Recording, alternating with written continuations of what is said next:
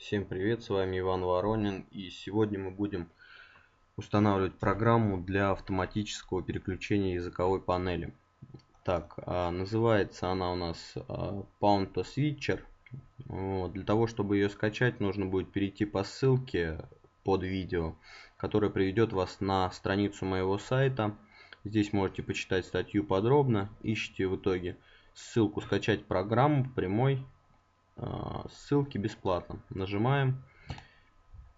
Переходим на официальный сайт Яндекса, где предлагается скачать программу. Нажимаем «Скачать», «Сохранить файл». Качается он у нас. Устанавливаем теперь этот файл. Далее. Так, дополнительные возможности никакие с установкой элементов Яндекса мне не нужны. Браузер Яндекса тоже не нужен, я отключаю. Вы по желанию можете оставить, если вам это нужно. Так, установка успешно завершена. Галочку, что нового, я снимаю, а программу запускаю. Готово. Так, смотрим. Да, в правом нижнем углу рабочего стола у нас в панели задач появилась новая иконка с панелью языковой. Да, вот она и есть, в принципе, эта программа. По умолчанию уже стоит автопереключение языка. Вот, как это работает, сейчас я вам покажу. Для этого создадим любой текстовый документ абсолютно. Так, теперь я попробую включить английский язык, например, да. Сделаем вид, что я забыл переключиться на русский и пытаюсь что-то написать. Ага, вот слышали такой довольно-таки специфический щелчок. Эта программа поменяла раскладку клавиатуры и сразу ввела текст, который я вводил на русский язык. То есть она как бы поняла то, что я забыл переключиться с английского на русский, и сразу за меня это сделала. Попробуем еще раз. Опять переключился на английский и пробую что-то ввести. Видите, программа опять автоматически нас перекинула на русский язык.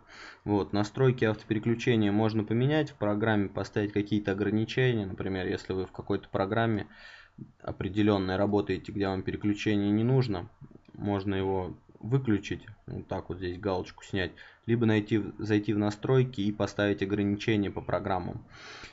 Так, также эта программа будет полезна тем людям, у кого по какой-то причине сбою программному пропала стандартная языковая панель. Вот, этой программой можно полностью заменить стандартную и менять язык через нее. Еще что здесь нужно будет уметь, даже не то что уметь, а знать. Знаете, такая ситуация бывает, когда, опять же, забываешь переключить язык, допустим, пишешь что-нибудь на клавиатуре,